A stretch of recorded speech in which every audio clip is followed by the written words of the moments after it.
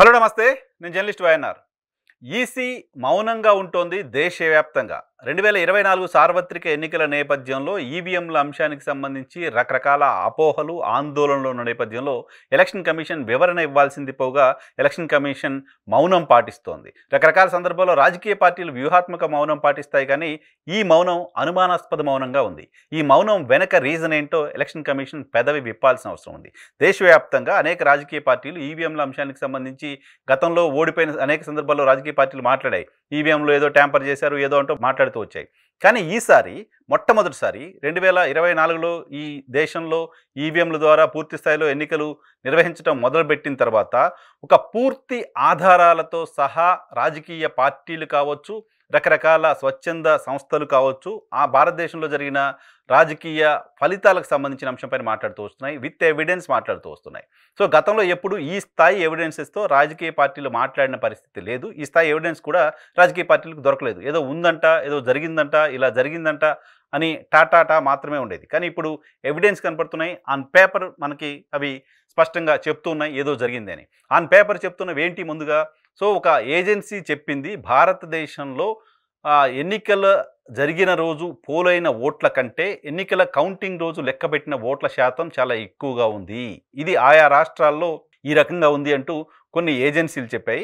అటువంటి ఎక్కువ percentage gap ఉన్న రాష్ట్రాల జాబితాలో మొదటి స్థానంలో ఆంధ్రప్రదేశ్ రాష్ట్రం ఉంది. దాదాపు 12% ఓట్లు పోలైన ఓట్లకు కౌంట్ అయిన ఓట్లకు మధ్య తేడా ఉంది అనేది ఆ స్వచ్ఛంద సంస్థ చెప్తోంది. సో ఇది చెప్పడం మాత్రమే కాదు, ఇది చెప్తోంది మేము ఊహించో, మేము కలగనో, మేము లేకపోతే ఎక్కడి నుంచో లెక్కలు తెచ్చి చెప్తున్నది కాదు. ఎలక్షన్ కమిషన్ చెప్పిందే. భారత ఎన్నికల కమిషన్ చెప్పిన దాని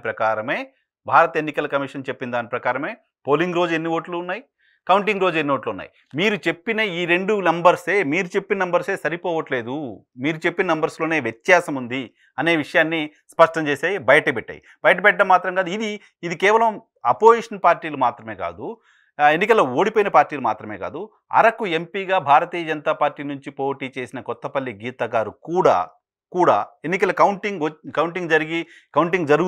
పూర్తవుతున్న సందర్భంలోనే ఆమె స్పష్టం చేశారు, నా నియోజకవర్గంలో పోలైన ఓట్లకు కౌంట్ అయిన ఓట్లకు మధ్య చాలా వ్యత్యాసం ఉంది అనేది ఆమె ఒక పవర్ పాయింట్ ప్రజెంటేషన్ వేసి మరీ చెప్పారు. దేశంలో అధికారంలో ఉన్న భారతీయ జనతా పార్టీ నుంచి పోటీ చేసిన ఒక పార్లమెంట్ అభ్యర్థిని చెప్పిన మాట ఇది.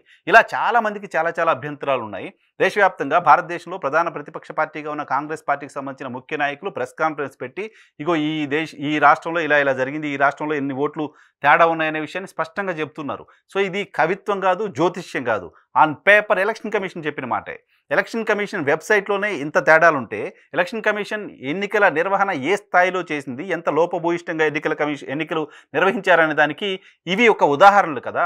ఈ ఉదాహరణలు ఇదో ఎర్రర్గా ఒక 1% ఉన్నాయి, ఎర్రర్స్గా తీసేయచ్చు అని అనుకోవడానికి లేదు కదా. ఆంధ్రప్రదేశ్లో 12.5% ఓట్లు తేడా ఉంది అంటే మొత్తం రిజల్ట్ మారిపోయి ఉండాలి. ఇప్పుడు వచ్చిన రిజల్ట్కి భిన్నమైన రిజల్ట్ వచ్చి ఉండాలి. దేశవ్యాప్తంగా 70-80 లోక్సభ స్థానాల్లో ఫలితాలు మారాయి అంటే, ఫలితాలు మారడం అంటే ఆ ఓట్ల నంబర్ల కారణంగా ఫలితాలు మారే అవకాశం ఉంది అంటే, సో మొత్తం దేశంలో ఫలితం మారిపోయి ఉండాలి. సో ఈ స్థాయిలో ఇంత సిగ్నిఫికెంట్ నంబర్తో ఓట్లు చేంజ్ జరిగినప్పుడు, ఈ స్థాయిలో విమర్శలు వస్తున్నప్పుడు, ఈ స్థాయిలో నంబర్స్ బయట కనపడుతున్నప్పుడు, ప్రజల్లో విస్తృతంగా చర్చ జరుగుతున్నప్పుడు, రకరకాల రాజకీయ పార్టీలు దీన్ని అడ్రస్ చేస్తున్నప్పుడు ఎందుకు ఎలక్షన్ కమిషన్ మౌనంగా ఉంటుంది? రెస్పాండ్ అవ్వాలి కదా. ఎలక్షన్ కమిషన్ ఈ దేశంలోనే ఫ్రీ అండ్ ఫెయిర్ ఎలక్షన్ నిర్వహించామని చెప్పాలి కదా ప్రజలకు. సో కనీసం మీరు ఫ్రీ అండ్ ఫెయిర్ ఎలక్షన్ నిర్వహించకపోయినా నిర్వహించినట్టు కనపడాలి కదా. కనపడట్లేదు కదా, మీ వెబ్సైట్లోనే మీరు చెప్తున్న లెక్కల ప్రకారమే కనపడట్లేదు కదా. ఇంత జరుగుతుంటే ఈ దేశంలో ఎలక్షన్ కమిషన్ ఎందుకు మాట్లాడట్లేదు అనేది మరిన్ని అనుమానాలకు తావిస్తుంది, మరిన్ని అనుమానాలకు కారణమవుతోంది. ఎలక్షన్ కమిషన్ గతంలో కూడా ఎన్నికల కంటే ముందు కూడా ఈవీఎంల అంశానికి సంబంధించి లండన్ కేంద్రంగా ఎవరో ఒక ఆయన పవర్ పాయింట్ ప్రజెంటేషన్ పెట్టి ఈవీఎం ట్యాంపర్ చేయొచ్చు అని చెప్పారు. కొంతమంది కాంగ్రెస్ పార్టీకి సంబంధించిన నాయకులు కూడా దానికి అటెండ్ అయ్యారు. ఆ సందర్భంగా ఎలక్షన్ కమిషన్ అనేక సందర్భాల్లో మాట్లాడింది, అలాంటిది ఏం లేదు, ఎవరైనా తీసుకురండి ట్యాంపర్ చేయొచ్చా లేదా అని, మేము నిరూపిస్తామని. ట్యాంపర్ చేయొచ్చు అని ఎవరైనా నిరూపించే వాళ్ళంటే మా దగ్గరికి రండి అంటూ సవాల్ చేసింది. ఇది ట్యాంపర్ చేశారా లేకపోతే చీట్ చేశారా అనే విషయానికి సంబంధించి ఇంత స్పష్టమైన ఆధారాలు విత్ నంబర్స్ కనపడుతున్నప్పుడు ఇది కాదు, ఎందుకు ఈ వ్యత్యాసం ఉంది, 12% వ్యత్యాసం ఆంధ్రప్రదేశ్లో, ఇంకా రకరకాల రాష్ట్రాల్లో ఆ స్థాయిలో ఒరిస్సాలో 4%కి పైగా వ్యత్యాసం ఉందని చెప్తున్నారు. అక్కడ కూడా ప్రభుత్వం మారింది. సో ఈ వ్యత్యాసం ఎందుకుంది అనేది ఒక ప్రెస్ నోట్ అన్న కనీసం ఎలక్షన్ కమిషన్ ఇవ్వాలి కదా.